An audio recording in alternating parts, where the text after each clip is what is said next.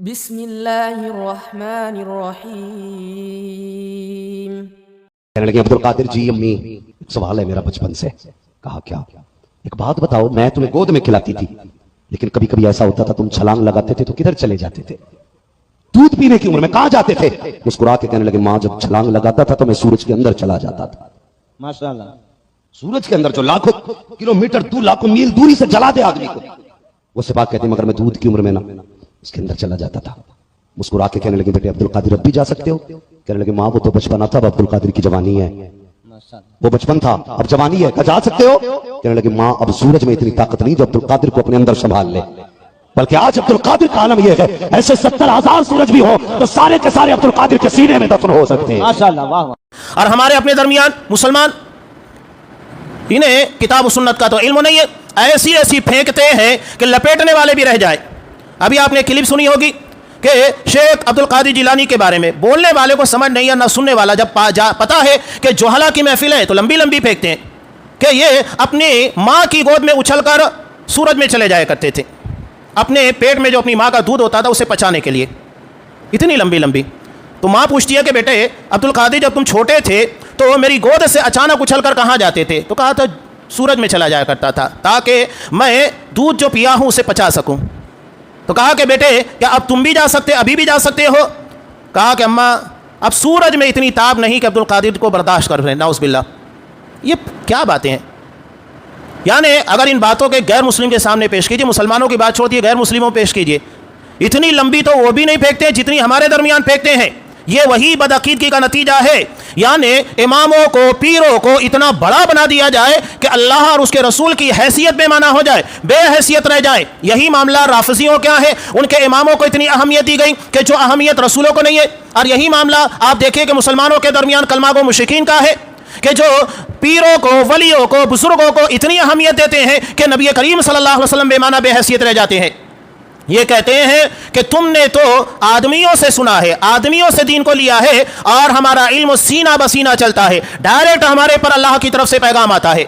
تو یہ آپ صلی اللہ علیہ وسلم نے جو وجہ بتائی، بے حیثیت ہو جاؤ گے، یہ وہی بے حیثیتی کی وجہ ہے۔ دین کی بنیاد کے پر عزت ہے، دینداری نہیں تو کوئی عزت نہیں ہے۔ اس کے بعد آپ صلی اللہ علیہ وسلم نے کہا کہ تمہارے دشمنوں کے دلوں سے تمہاری ہیبت نکال لی جائے گی۔ جب یہ چیز نہیں ہوگی تو ہیبت کہاں ہوگی؟ کہ ہماری اپنی یہاں کی سطح سے عالمی سطح تک ذلت اور رسوائی ہمارے پر مسلط ہے، تو یہ ہم نے خود مسلط کیا ہے۔ ہمارے گناہ ہی دراصل ہمارے حاکم بنے ہوئے ہیں۔ اگر ہم یہ ساری چیزوں سے باز آ جائیں، آج بھی اللہ کی رحمت ہماری منتظر ہے، سمجھ لیجئے گا۔ ایک مصری اسکالر نے بڑی پیاری بات کہی تھی۔ جب یہ یورپ کا دورہ کرنے کے بعد ایئرپورٹ کے پر آئے تو صحافیوں نے، پترکاروں نے ان سے سوال کیا تھا۔ سوال بڑا چبھتا ہوا تھا، بڑا مختصر تھا۔ سوال کیا تھا کہ آپ نے یورپ میں کیا دیکھا؟ کتنا چھوٹا سا سوال ہے، لیکن یہ ایک چھوٹا سا سوال پورے دورے کے پر محیط تھا۔ تو انہوں نے کیا جواب دیا تھا؟ اسکالر ہوتا ہے، انہوں نے جواب دیا میں نے غیر مسلموں کے درمیان اسلام دیکھا، یعنی وہ ساری خوبیاں، اچھائیاں جو محاسن اسلام ہے، جو اسلام کے اندر پائی جانی چاہیے، مسلمانوں کے اندر پائی جانی چاہیے، وہ میں غیر مسلموں کے درمیان دیکھتا ہوں۔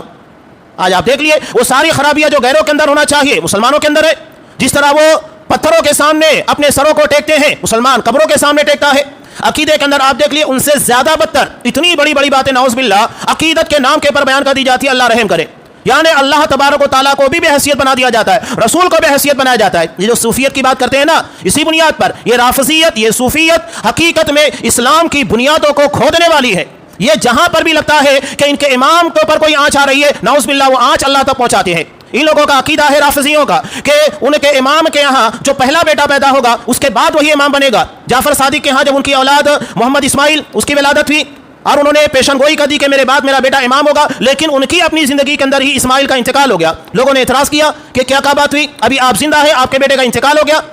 تو کہا کہ نہیں، میرا چھوٹا بیٹا میرے بعد امام بنے گا۔ نعوذ باللہ اللہ کو اس کے بارے میں بدا ہوا، یعنی بعد میں علم ہوا، پہلے اللہ کو یہ علم نہیں تھا۔ یعنی اماموں کو بچایا جاتا ہے، اللہ تبارک و تعالیٰ کو داؤں پر لگایا جاتا ہے، جبکہ اللہ ان اللہ بکل شیء علیم، ہر چیز کا علم رکھتا ہے ازل سے، اس کی صفت ہی علیم ہے۔